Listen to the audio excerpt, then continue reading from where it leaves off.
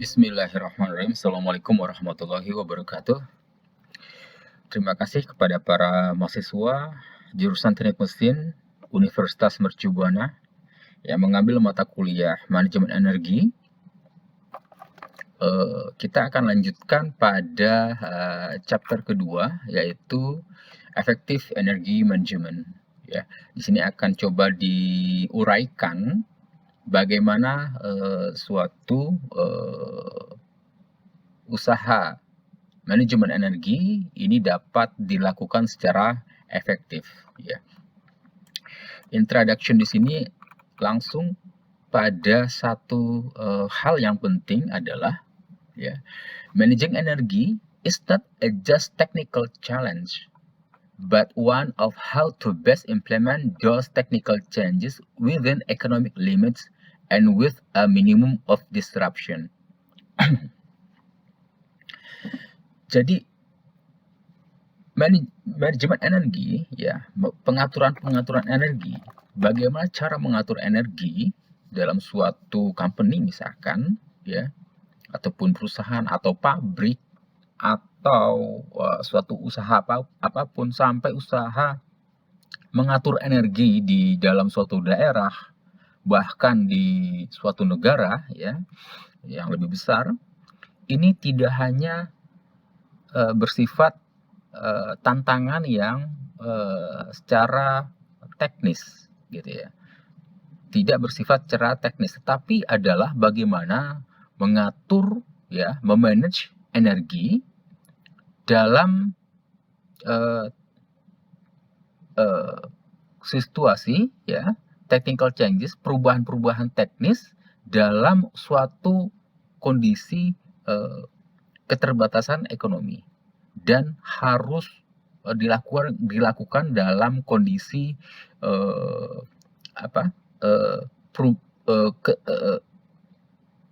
kerusakan yang sangat minim, perubahan kerusakan yang sangat minim, artinya minimum disruption, ya. Karena kenapa? Karena biasanya perubahan-perubahan teknis yang dilakukan untuk menjalankan energi manajemen, dia akan berdampak pada hal yang lain. Ada hal lain yang akan berkurang. Jadi suatu energi manajemen, usaha energi manajemen, dia menguntungkan di hal yang lain, tetapi bisa jadi dia akan bisa berdampak berkurang di hal yang lain. Ya, bisa jadi seperti itu, ya. Makanya di sini ditekankan with a minimum of disruption, ya.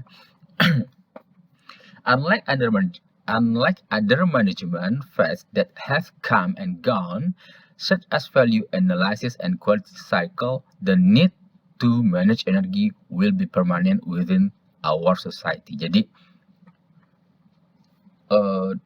energi manajemen itu dia tidak seperti manajemen yang lain, ya. Dia bisa datang dan pergi, artinya FIFO, first in first out, gitu ya. Bisa dipakai pada suatu pekerjaan, tetapi manajemen energi, ya, itu adalah suatu usaha untuk memanage energi menjadi suatu habit sebenarnya, menjadi suatu kebiasaan-kebiasaan, ya. Disebut di sini will be permanent within our society, dalam kehidupan kita, tidak hanya nanti di dalam company, perusahaan, pabrik di mana kita bekerja, itu kita lakukan manajemen energi, tapi manajemen energi itu akan menjadi masuk ke dalam kehidupan kita, seperti itu, sehingga kita akan terbiasa memanage energi pun menjadi kebiasaan-kebiasaan kita.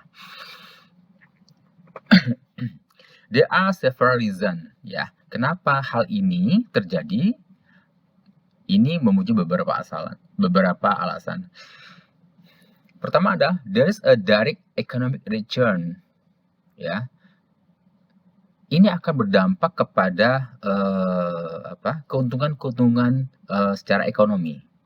Most opportunity funds in an energy survey have less than 2 years payback.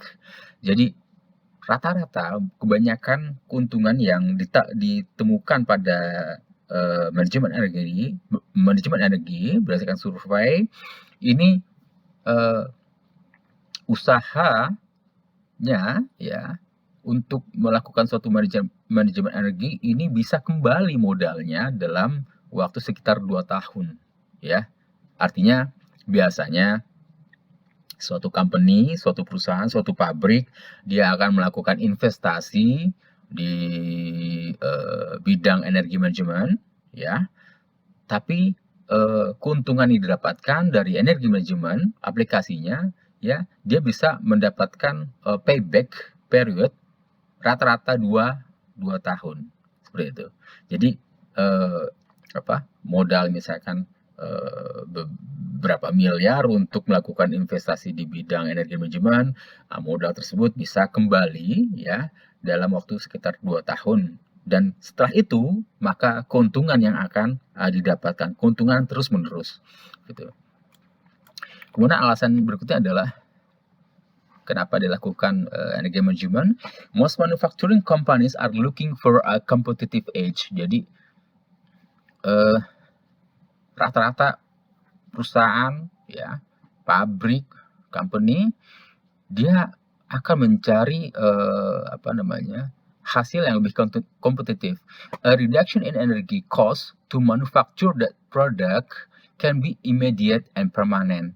Jadi biaya energi ini ya, ini akan menurunkan biaya produksi, itu sudah pasti ya. Misalkan suatu industri otomotif misalkan untuk membuat membuat mesin motor ya, dia membutuhkan energi berapa kilowatt ataupun berapa BTU per satu motor ya. Hitungannya bisa sampai seperti itu ya. Dia dalam memproduksi satu motor ya, dia membutuhkan berapa energi yang diperlukan ya. Maksudnya misalkan dia perlu untuk melebur mesin ke dalam cetakan mesin, dia perlu melakukan pengelasan, itu perlu energi semua. Dia perlu pemanasan, itu perlu energi ya. Nah, jika dilakukan manajemen energi, maka dia akan bisa mereduksi biaya-biaya energi tersebut. Nah, itulah yang akan dicari ya.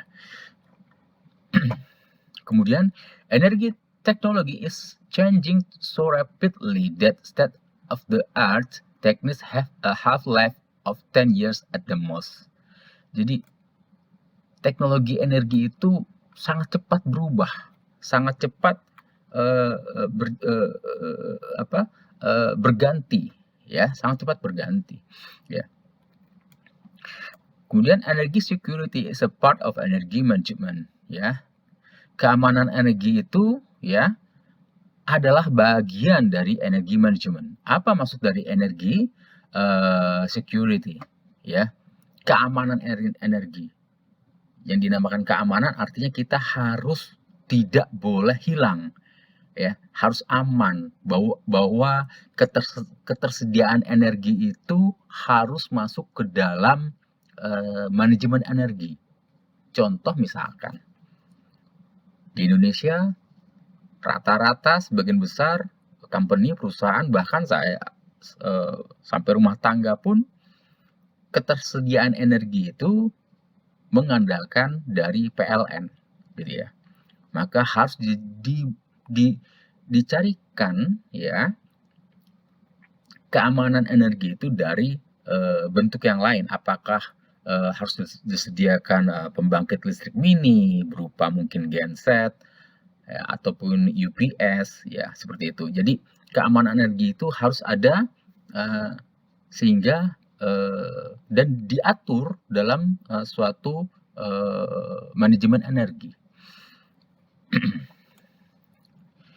Kemudian future price shock will occur when world energy markets swing widely with only 5%.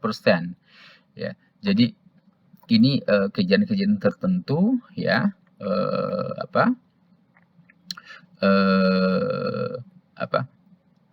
misalkan energi di dunia, harga energi di dunia itu turun sampai sekitar 5% ya. Jadi nanti bisa akan mempengaruhi market ya. Jadi harga-harga barang, harga produk itu akan bisa langsung rendah ya. Ini akan sangat mempengaruhi secara global. Oke, kita masuk ke energi management program. Nah, dalam energi management program ya, ini akan diterangkan berikutnya.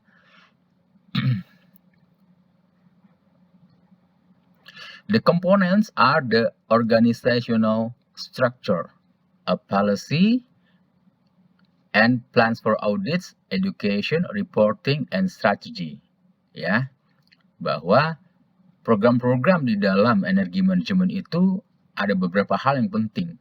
Ya, pertama adalah komponennya adalah organizational structure, ataupun harus ditetapkan terlebih dahulu struktur organisasinya, ya, struktur organisasi. Kemudian a policy, kebijakan, ya. Jadi energi manajemen itu dia punya kebijakan sendiri, dia punya struktur sendiri, and plans for audits. Dia harus mempunyai rencana untuk audits, untuk pemeriksaan, ya. Kemudian dia perlu education, training, pendidikan. Ya, jadi energi manajemen itu sampai mengatur bagaimana membuat suatu pendidikan, membuat suatu training ya di dalam manajemen energi. Kemudian ada reporting. Ya. Jadi di dalam energi manajemen itu ada hal bagaimana mengatur laporan-laporan, ya. Bagaimana agar laporan-laporan di dalam energi manajemen yang akan dipublish ya itu akan dapat diimplementasikan, akan dapat bermanfaat untuk manajemen ya, sehingga ketika misal top manajemen ataupun komisaris membaca reporting dari energi manajemen ya, dia akan membuat suatu strategi apa hasil yang akan dia dapatkan jika laporan-laporan dari program energi manajemen ini diimplementasikan. Ya, seperti itu. Oke, akan kita lanjut di bagian berikutnya.